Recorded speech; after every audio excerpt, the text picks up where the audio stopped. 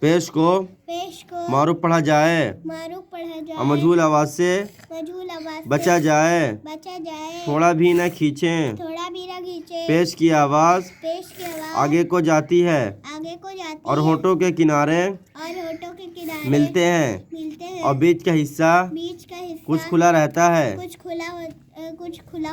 جیسے حمزہ پیش او، با پیش بو، تو، سو، جو، حو، خو، دو، زو، رو، زو، سو، شو، سو، زو، تو، زو، عو، غو، فو، قو، کو، لو، مو، نو، وو، ہو، او، یو.